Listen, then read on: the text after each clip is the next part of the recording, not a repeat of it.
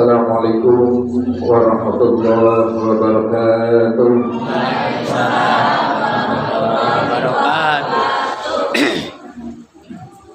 Alhamdulillahil jalali wasyari'il kharami wal halali. Summa salatullahi ma'asalami ala nabiyil mustafa tihami. Asyhadu an la ilaha illallah wahdahu la syarika lah wa asyhadu anna Muhammadan abduhu wa rasuluh la nabiyya ba'da. Allahumma salli ala Muhammadin fil awwalin wal akhirin wa ashabi ajma'in. Qala Allah ta'ala fi kitabil karim, a'udzu billahi minasy syaithanir rajim. Bismillahirrahmanirrahim. Ya ayyuhalladzina amanu qu anfusakum wa ahlikum nara wa quduhan nas wal hijarah 'alaiha malaikatun ghiladun shidadun la ya'suna Allah ma amarahum wa yaf'aluna ma yu'marun. Qala Nabiyyu sallallahu alaihi wasallam, isnani la yanzuru Allahu khatibur rahim yaumil qiyamah. Kepada Bapak DKM juga jajarannya yang dimuliakan Allah Subhanahu wa taala, Ibu Ketua Majelis Ta'lim, juga para jamaahnya yang insyaallah Allah muliakan. Bapak RW, RT, juga para pengurusnya yang dimuliakan Allah Subhanahu wa taala, para asatidzah, guru-guru, para ustadz-ustadzah yang dimuliakan Allah Subhanahu wa taala, juga Bapak Ibu ikhwatul iman jamaah yang dirahmati Allah Subhanahu wa taala. Alhamdulillahirabbil alamin. Sampai saat ini Allah memberikan nikmat yang begitu banyaknya, nikmat yang Allah berikan. Sampai-sampai kita tidak sanggup untuk menghitung daripada nikmat itu, ya Bu ya. Nikmat sehat, nikmat kita bisa ibadah pada Allah, nikmat kita bisa sama-sama berkumpul di majelis, sama-sama menikmati kehidupan ini. Itu semuanya nikmat yang luar biasa, yang andai kata itu mau dihitung, niscaya kita tidak akan sanggup menghitungnya. Allah katakan, wa in ta'uddu nikmatallahi la tuhsuha. Apabila kita mau menghitung nikmat Allah, niscaya tidak akan sanggup untuk menghitungnya. Ya Bu ya, subhanallah. Itu pernah disampaikan oleh Imam Al-Ghazali. Imam Al-Ghazali punya murid, wahai muridku, coba saya pengen tahu rambut saya itu dikatakan tebal katanya. Sok hitung oleh kalian rambut saya ada berapa. Ternyata itu karena disuruh sama gurunya, wahai guru, saya nggak mungkin pegang kepala sang guru, ustadz, kiai, saya nggak apa-apa, ini permintaan saya. Saya ingin membuktikan nikmat saya kepada Allah dari rambut yang saya punyai. Ya, kemudian muridnya itu berebut menghitungnya. Masing-masing saya dapat 150, wahai guru, saya dapat 200, saya dihitung-hitung. Kata Imam Al-Ghazali, dapat berapa? Ternyata dalam hitungannya ada yang mengatakan dalam keterangan, yaitu sampai hampir 100.000 lebih rambut. Ada yang dalam keterangan lain 250.000 rambut, saking tebalnya. Ya, maka udah kata Imam Al-Ghazali, udah jangan semuanya. Tapi guru yang dilihat oleh muridnya, Imam Al-Ghazali menangis. Wahai guru, kenapa menangis? Ya, kata Imam Al-Ghazali, wahai anakku semuanya, kalau kalian paham Allah Subhanahu wa taala memberikan rambut yang sedikit tebalnya, baru separuhnya kalian itu udah segitu banyaknya. Padahal kalian tahu nggak masalah rambut ini? Satu rambut itu sesungguhnya bagi orang yang berilmu itu satu ilmu dan satu kemuliaan. Ya, satu rambut satu amal. Maka bila banyak amal kalian putus, maka sesungguhnya itu memutuskan nilai mahkota di dalam kepala seseorang. Itu Maka dikatakan rambut itu paling atas. Wasilahnya kalau kita mau menghilangkan sifat kejelekan itu, yaitu melalui rambut. Termasuk dalam ibadah umroh dan haji, sebagai penyempurnanya adalah pemotongan rambut yang disebut tahallul. Maka Imam Al-Ghazali langsung menangis, subhanallah, itu baru rambut, itu satu tempat, tempat-tempat yang lain. Begitu pula tumbuhnya rambut beda, Bu. Dari dulu saya dilahirkan sampai sekarang rambut Ali segini-gininya. Coba kalau misalnya tumbuhnya kayak rambut ini, kayaknya tiap 2 bulan sekali harus ke tukang cukur rambut. Bisa jadi kalau tumbuhnya rambut seperti rambut ini, kayaknya ada gelungan di atas mata. Karena itu subhanallah. Kemudian beda tempat, beda namanya rambut. Ya Bu ya. Di atas kepala namanya rambut kepala, di dalam hidung rambut, terus di atas mata rambut. Nah, kesananya nggak salah ya, ibu-ibu semangat namun itu mau baju umur langsung mahal. Nah, itu subhanallah, nikmat yang luar biasa. Termasuk ibu bisa ngaji di sini tadi juga sama, yaitu MC dikatakan nikmat yang luar biasa. Iya Bu, surga itu mahal, walaupun itu dekat tempatnya, mudah dijangkau, tapi tidak mudah bagi orang yang tidak punya dasar iman. Sekalipun rumahnya di depan masjid, di samping masjid, dimanapun masjid dikelilingnya, kalau tidak dasarnya iman, berat sekali. Ya Bu ya, ibu bisa merasakan. Tapi coba, misalnya ada tontonan, teman diundang. Ya, kemarin saya di pengajian sama acara halal di Cimahi, yang datangnya yaitu dari karyawan PT Dirgantara, terlalu ya, pakai seragam semuanya, ya, subhanallah ya. Kemudian bapak-bapaknya sama seragam itu di Cimahi, kemarin di Cibaba, pas hari Sabtu kemarin, ya, nah subhanallah. Karena apa? Habis acara itu langsung makan pantesan, makannya itu dia juga ada door prize-nya, yaitu 3 motor NMAX. Pantesan yang datangnya berlomba. Jika ada lama di sini Pak Adek ya, pakai hadiahnya NMAX ke hiji ya, insya Allah datang penuh gitu ya. Yang dagang pasti libur dan sebagainya ya. Nah itu subhanallah. Termasuk pengajian di Pak Haji Umuh Muhtar. Ya sekarang mau udah lama saya dari ngisi. Waktu di Umuh Muhtar itu 3 bulan sekali biasanya ada door prize-nya umroh 3 jamaah ya. Itu subhanallah penuh Bu gitu. Waktu saya ngisi pengajian ada acara tausiahnya, belum Kiai Abu Bakar bagian yaitu doanya. Itu subhanallah sampai penuh terhitung, kata Pak Haji itu subhanallah menyediakan 300 box nasi itu kurang, berarti lebih jamaahnya ya, 3 desa di belakang, subhanallah ya. Ini alhamdulillah nikmat yang luar biasa ya. Mudah-mudahan nikmat ini tidak putus sampai di sini, tapi betul-betul nikmat ini terbawa sampai ke negeri akhirat dan mendapat ridha daripada Allah Subhanahu wa taala.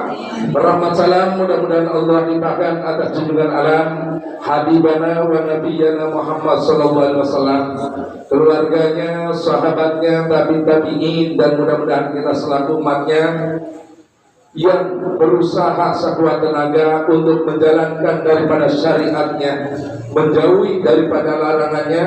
Juga ya Allah ya Karim, niat semata-mata untuk mencari keridhaan Allah. Mudah-mudahan kita juga sekaligus menjalankan daripada sunnah Rasulullah. Mudah-mudahan kita termasuk umat yang pantas untuk mendapatkan syafaatul umat yang nanti di yaumil qiyamah. Amin ya Allah ya Rabbal alamin. Ibu-ibu jamaah rahimakumullah, juga bapak-bapak jamaah rahimakumullah, bahwa pada malam ini dikatakan malam halal bil halal ya. Halal artinya boleh ya, atau bebas ya. Bahasa santri mengatakan halalul bil halal, saling menghalalkan, saling membebaskan, saling memberikan kebaikan gitu. Makanya ada minal ahilina wal faidin. Halal bil halal ini biasanya tradisi yang dilakukan atau dilaksanakan setelah ibadah puasa. Dan ini ternyata baru ada di negara Asia saja ya. Asia. Kalau di negara yang lain belum ada moli-moli sedikit, tapi itu yang bawa orang-orang Asia. Ya, misalnya kayak perkumpulan dari orang Arab, orang Indonesia yang ada di Amerika, Muslim, ya, yang nggak bisa pulang, di situ sesama, yaitu warga negara Indonesia mengadakan halal bihalal. Ternyata banyak penariknya sekarang itu sudah banyak, gitu ya. Saya juga punya teman sama itu kemarin, ya, namanya Lutfi, misalnya dulu satu pesantren, sekarang ada di Kairo, ya, itu mengadakan halal bihalal, pesertanya 150 orang, kebanyakan mahasiswa juga PKI yang kerja di sana, ya. Itu sekarang sudah mulai berkembang. Halal bil halal ini itu adalah tradisi kita, tradisi ulama-ulama kita, ya, yang soleh. Ya, kalau misalnya ibu ini mengatakan bid'ah, itu memang bukan dasarnya dari Al-Quran. Ibu cari di Al-Quran, tidak ada dasar daripada halal bil halal yang langsung mengatakan bahwa halal bil halal diperintahkan atau ini, tidak ada. Hadis pun tidak ada. Ini tradisi umat Islam, tapi pengambilan punah, pengambilan baik dari keterangan Nabi yang pertama, yaitu berhubungan dengan saum. Ibu dikatakan saum, insya Allah ibu bapak sekalian yang melaksanakan ibadah saum kemarin 1 bulan penuh, insya Allah dapat jaminan oleh Allah. Dikatakan man sauma ramadhana imanan wa ihtisaban ghufira lahu ma taqaddama min dambi. Barang siapa yang berpuasa, yang puasanya itu didasari karena iman. Yang kedua ikhlas. Sebab kalau iman tanpa ikhlas juga tidak jadi, atau ikhlas tanpa iman tidak mungkin. Maka dikatakan itu dasar yang pertama iman. Yang kedua ikhlas. Insya Allah apabila kita menjalankannya dengan baik, insya Allah keluar Ramadan itu dikatakan dalam hadis itu dosanya sudah diampuni oleh Allah, sudah bersih seperti bayi yang baru dilahirkan. Amin, ya, Bu, ya. Dosa itu kepada siapa? Dosa kepada Allah, insya Allah sudah diampuni, Bu. Bersih. Kalau dasarnya tadi iman, dasarnya ikhlas, tapi belum dosa kita kepada sesama makhluk Allah yang disebut hakul adam. Sementara dosa kepada hakul adamah lebih berat, Bu, termasuk taubatnya, karena ada tambahan taubat itu minta halalnya. Maka ada istilah halalul bil halal, minta halalnya. Ibu pernah dengar apabila ada jenazah mau disolatkan ada syarat, itu juga jadi imam juga harus menyampaikan. Yang pertama minta halalnya, dalam arti minta dimaafkan.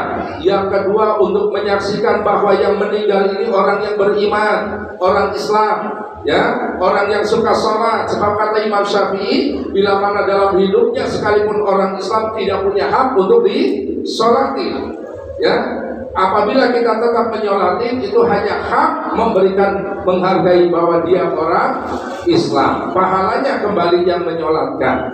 Yang ketiga syaratnya harus tidak ada sangkut paut hutang piutang, sekalipun 1 dirham.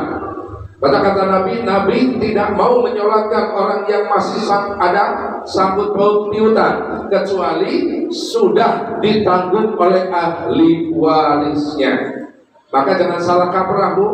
Misalnya sholat jenazah atau ibadah termasuk ibu mengundang syukuran. Kemarin ada syukurannya, Bu, ya. Ustaz Nur Jamil ngasih wejangan, padahal wejangan yang utamanya maka pada calon, Bu, supaya punya ilmu untuk berumah tangga seperti ini. Yang diceramai ternyata yang diceramai jamaahnya. Ya nggak salah sih, itu kita pun butuh ilmu itu, cuma kurang tepat. Istilahnya salah kaprah. Mudah orang syukuran, yang syukurannya malah ribut di dapur. Padahal disebutnya dorong doa. Kita membantu jamaah dorong doa, yang didorong malah sibuk di dapur. Ya itu salah kaprah disebutnya itu. Jadi kalau misalnya sholat jenazah ataupun ibadah-ibadah yang lain yang ada kaitannya dengan keluarga, maka yang punya hak pertama harusnya yang paling pertama, barisan pertama adalah keluarganya. Ya, biasanya zaman Rasulullah sama sahabat Islam, kemudian bila mana punya hutang maka berebut. Sahabat itu minta, sayalah yang terbaik penanggungnya apabila keluarganya tidak mampu. Ya di sini makanya belum ada sih ya tetangga yang saya bayarkan hutangnya untuk saya belum. Tapi paling tidak dialihkan dulu bahwa bila mana ada yang masih punya hutang piutang maka sudah jadi tanggung jawab keluarganya. Itu namanya apa? Halal. Nah, tadi dikatakan halal bihalal, kita dosa pada Allah insya Allah sudah diampuni oleh Allah. Asal tadi dasarnya dua, ya.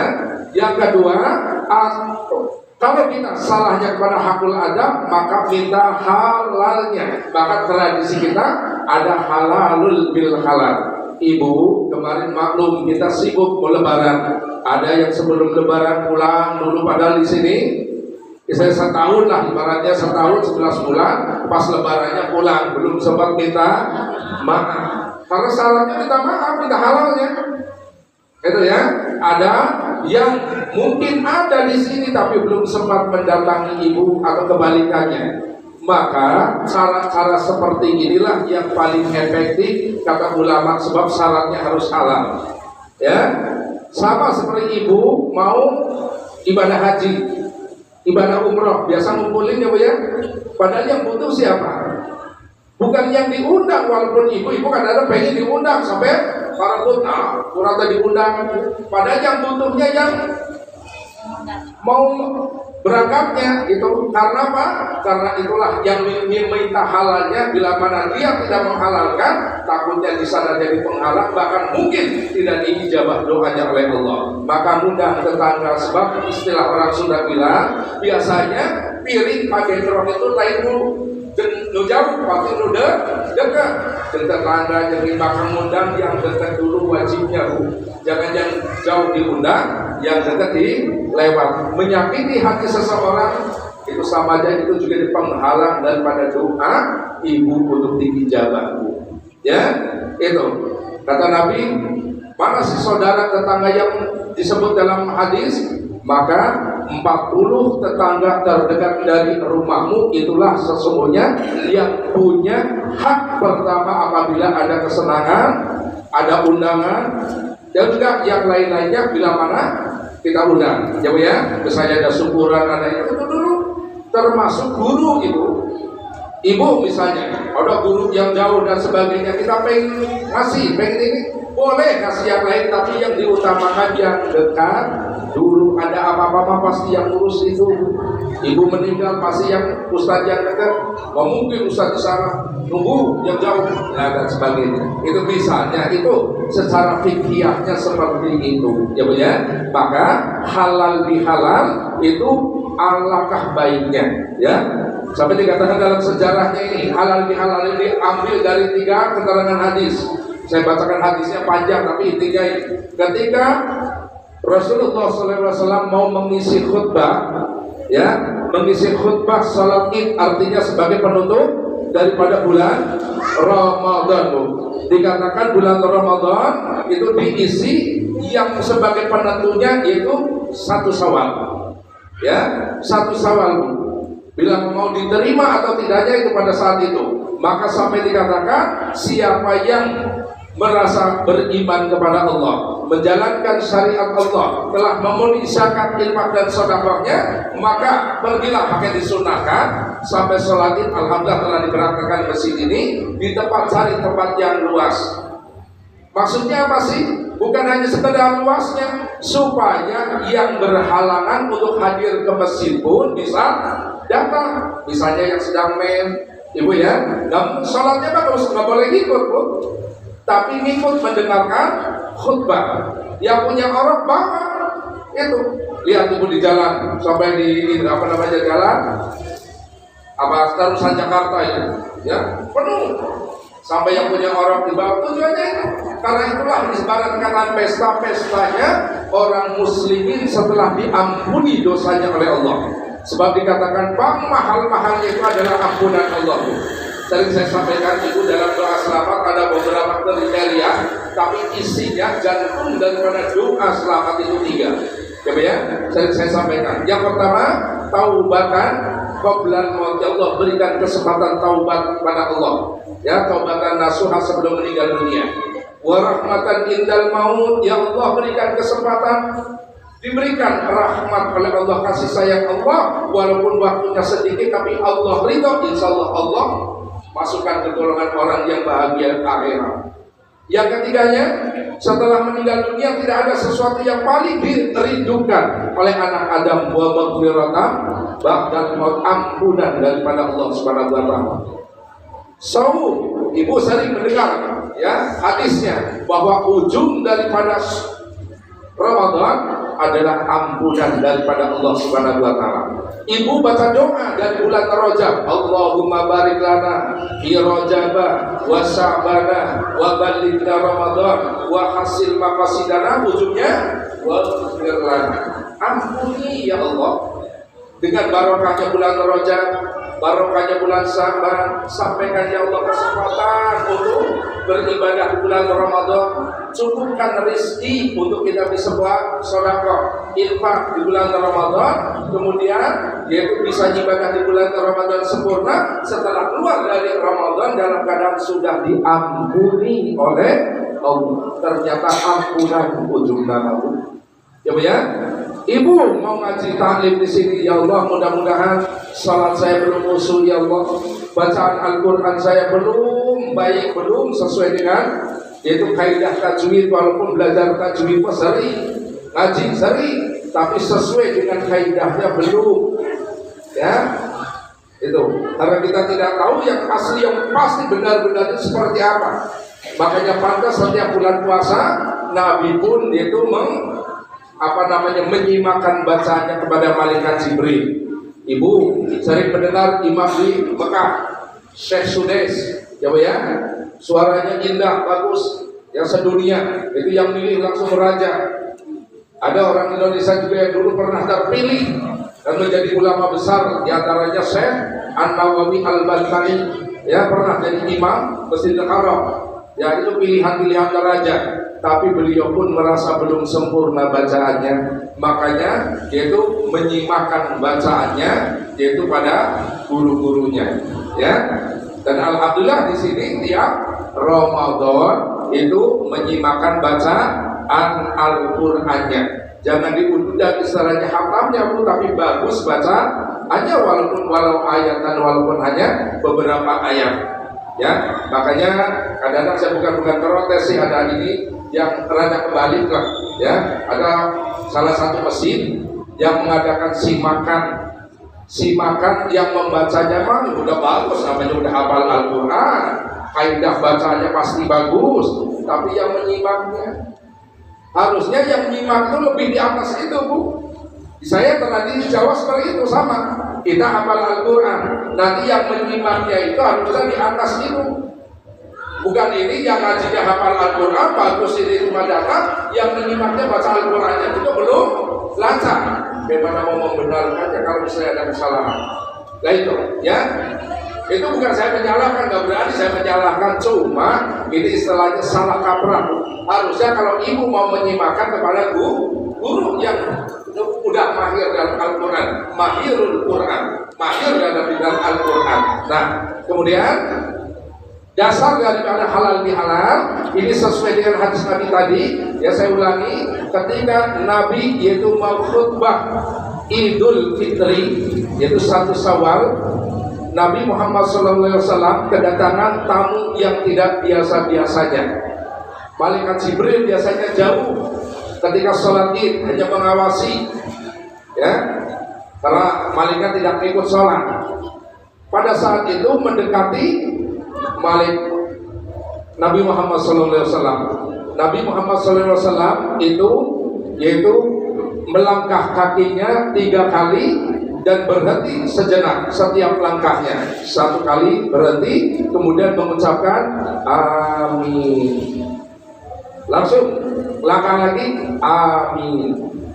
Langsung 1 lagi, amin. Nah, berbalah Nabi Muhammad SAW. Kemudian setelah turun, sahabat bertanya, wahai Rasulullah, tidak biasa-biasanya setiap khutbah Id, baik Idul Adha atau Idul Fitri, Saya mendengar Rasul itu mengucapkan itu amin, amin, amin sampai 3 kali. Ada apa wahai Rasulullah? Rasul menjawab, wahai sahabatku, tadi datang kepadamu, mendekatiku, membisikkan ke telingaku, yaitu malaikat Jibril utusan Allah, mengatakan, wahai Muhammad, sebelum engkau berkhutbah, saya mau berdoa kepada Allah Subhanahu wa Ta'ala, dan saya minta engkau yang mulia, wahai Muhammad, untuk mengaminkan doa saya. Sekarang Ibu, yang doa malaikat Jibril, yang mengaminkan Nabi Muhammad. Kira-kira doanya dijabah tuh. Yang doa malaikat Jibril atas perintah Allah Subhanahu wa Ta'ala. Selanjutnya yaitu Nabi Muhammad yang mengaminkan. Apa doanya? Doanya yang pertama, wahai Allah, kata malaikat Jibril, ya, jangan kau terima puasa Ramadan dan ibadah yang lainnya di bulan Ramadan, ya, anak yang durhaka kepada orang tuanya. Ya, Nabi menjawab amin, terutama ibunya. Maka pantasnya di tradisi di kita ada acara mudik. Sesibuk-sibuknya kita merantau di Bandung, di Jakarta, di mana-mana, setahun sekali ada mudik. Itu ya, bagi yang pertama utamanya adalah yang masih ada kedua orang tuanya, karena pada hakikatnya harusnya anaklah yang mengurus daripada orang tuanya ketika sudah sepuh. Sudah orang tua, udah itu jadi tanggung jawab kedua anaknya. Sampai dikatakan, kata Nabi, andaikan kalau kau ingin membuka surga dengan mudah, dengan gampang, maka muliakan orang tuamu, terutama ibu. Ya, ini kisah nyata pernah saya sampaikan juga dalam beberapa ceramah. Ya, diantaranya ada lingkungan sini, tapi udah meninggal dunia, mudah-mudahan terima iman Islamnya, gara-gara menitipkan ibunya di panti asuhan. Ya, itu sakit 7 tahun gak sembuh-sembuh, sampai begitu dibalikan ininya, dia sampai kulitnya itu nempel di kasurnya, dia sampai merah. Ya, kok saya pernah ngajak anak-anak sini, kalau zaman jam-jam gitu ya. Berapa anak itu, 10 anak kesana ngaji Yasin 41 kali, berapa hari kemudian meninggal dunia. Ya, ternyata apa ditanya, masih punya orang tua ini, bapak udah ke dokter di rumah sakit Bandung, udah di semua, pada gelar itu. Punya toko di pasar baru itu 4, mobil 8 kejual semua, tinggal rumah satu-satunya itu. Dan dia nggak jawab, itu ya, bapak nggak punya orang tua. Nah, terus yang mana? Siapa yang ngurusnya? Ya anak-anaknya. Nah, begitu udah berapa kali, ini ada yang membisikin, Pak, masih kayaknya punya orang tua, bahasa itu waktu datang ke sini sama ibunya. Maaf, tapi ini saya dikatnya, ini orangnya orang Padang, tapi sekarang udah meninggal. Sampai di sini udah dilobangin, masukin selang, ini juga selang. Terus sini ada apa? Pendeteksi jantung gitu, ngeri ngeliatnya. Perempuan itu tinggal kulit saja, itu ininya juga kulitnya sudah kayak lepas nempel di kasur, begitu dibalik itu merah sekali gitu ya. La haula wala quwata illa billah, cuma kecelakaan saya ini sakit celak gitu ya. Karena begitu jawab, ya pernah ini ceritanya, coba ceritanya ya, yang 3 kali saya datang ke situ, baru yang satu jawab, Pak, memang masih punya orang tua. Punya. Di mana sekarang? Di panti asuhan. Lah itu mulailah kebongkar. Ini yang satu. Di panti asuhan sekarang masih ada, masih. Gitu. Nah, terus di situ ada, saya begitu mau pulang sambil nunggukan diajari pakai mobil. Nah, ada teman, Pak, itu orang bukan boro-boro ini dulu pernah di ibunya di Tegal. Di balik waktu datang ke sini ngomong, katanya orang tua itu bukan orang tuanya tapi saudaranya dari kampung. Orang tuanya dikatakan saudara dari kampung karena dia pegawai. Ya nggak mau disibukkannya, dititipin lah di panti asuhan. Ternyata selama sakit juga ibunya tidak tahu bahwa anaknya sakit. Subhanallah, mudah-mudahan ini ijabah doa yang diijabah dan berwarna taubat ya setelah dia menyadari kesalahannya. Barulah orang tuanya, singkat cerita, orang tuanya diambil, dimaafkan, diciumin, Pak. Nah, subhanallah, begitu 2 bulan itu diberi kesempatan oleh Allah seperti orang sehat yang tadinya nggak bisa apa-apa, bisa duduk, bisa merayap, walaupun duduknya jalannya sambil esok, Bu. Itu, ya. Nah, kemudian itu ibunya juga sempat ngaji di situ, banyak baca nuntun la ilaha illallah, la ilaha illallah. Ibu enakan di mana sama di sini, enakan sana sama sambil nyimak Al-Qur'an, ngaji bareng banyak temannya. Berarti lebih nyaman di panti asuhan. Pantes, Bu. Maka dikatakan kata Allah dalam hadits kursi, tidak akan masuk surga siapa orangnya yang menyakiti hati ibunya. Di dunia pun sudah diadab oleh Allah. Ya, Bu, itu hakul adab, berat, Bu. Makanya pantas ada halal bil halal. Ya, yang pertama menghalalkan kepada kita yang punya keluarga, orang tua, bapak, sanak saudara. Barangkali kita yang memang merasa tidak bersalah, tapi haknya mereka harusnya suka dikasih atau diperhatikan, mereka tidak diperhatikan. Paling tidak setahun sekali kita datang kasih istilahnya angpau lah 20.000, yang memberikan kebahagiaan. Itulah yang menjadikan penggugur daripada dosa dan hak mereka yang selama ini tidak dipenuhi. Murah memang, tapi mahal di hadapan Allah Subhanahu wa Ta'ala. Makanya kita biasanya mau pulang niatnya receh buat bagi-bagi, luar biasa kalau memang punya, ya, niatnya itu. Makanya doanya itu diawali dari raja. Kemudian doa yang kedua kata Nabi, wahai Allah, jangan kau terima puasa dan ibadah yang lainnya hambamu ini yang selama bulan puasa, sedekah, malamnya bangun, ya, jangan kau terima. Yaitu seorang istri yang berani kepada suaminya yang janda, alhamdulillah.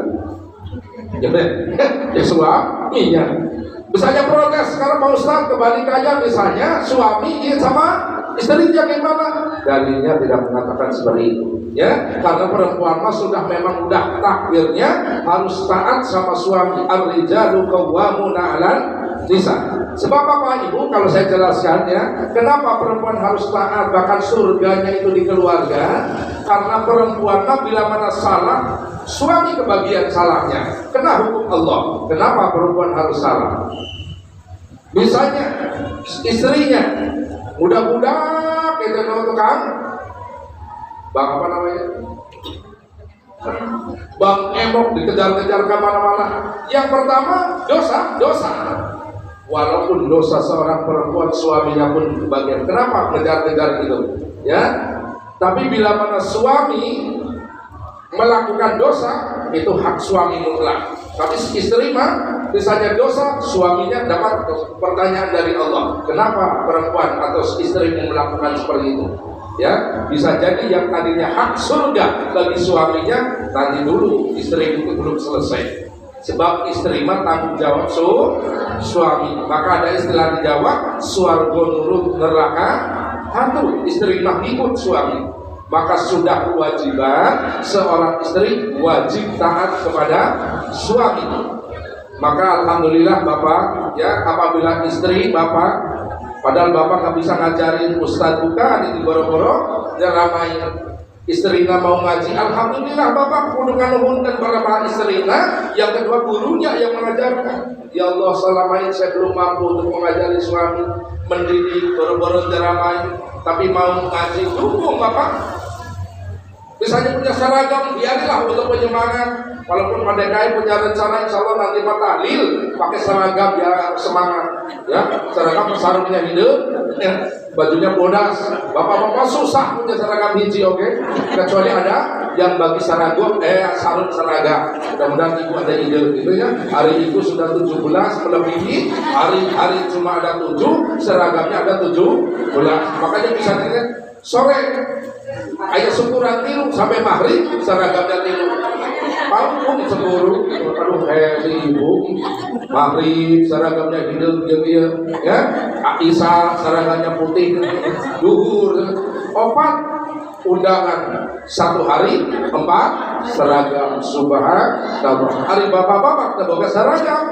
Kayaknya seragam hiji tidak putih sama ini disangkana panitia. Subhanallah ya. Ini Bu, kembali bahwa tidak akan diterima puasanya seorang istri apabila tidak taat sama suaminya, Ibu. Ya, dalam hadis lain dikatakan andaikan sesama makhluk Adam boleh saling menyembah, itu ada 2 makhluk yang boleh menyembah. Cuma karena nggak boleh harus wajib taat saja. Siapa itu? Yang pertama seorang anak kepada orang tuanya, terutama ibu. Derajatnya 3, ibumu baru bapakmu. Ya, itu. Yang kedua, andaikan boleh menyembah sama makhluk Allah ya. Yang kedua adalah seorang istri kepada suaminya. Bahkan dalam keterangan lain setelah hadis itu dikatakan, andaikan seorang istri meninggal dunia, kemudian suaminya di sampingnya menyatakan bahwa istriku adalah orang yang soleh, yang taat pada Allah, insya Allah ahli surga. Suaminya belum tentu. Itu hebatnya. Makanya istri taat lagi. Ibu tahu sejarahnya Fir'aun? Istrinya Fir'aun siapa? Aisyah, Asia ya. Asia itu adalah orang yang taat pada Allah. Ya, ibadahnya rajin sampai walaupun nyumput gitu ya Bu ya. Sementara Fir'aun boro-boro taat malah jadi musuh Allah. Tapi sama Allah, karena perintah Allah suruh taat, melayani hal dunia mah tidur suruh dilayani, ya, pakaian suruh diberesin, makanan suruh disiapin, nggak boleh menolak.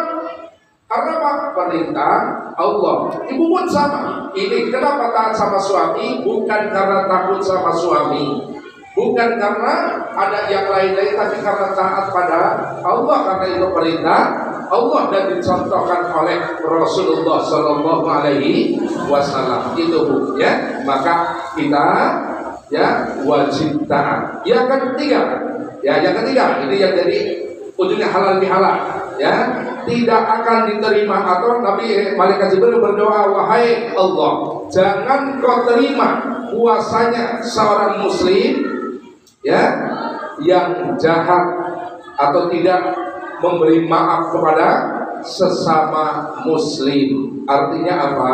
Artinya bahwa kita sudah disadari manusia itu tempatnya salah, khilaf.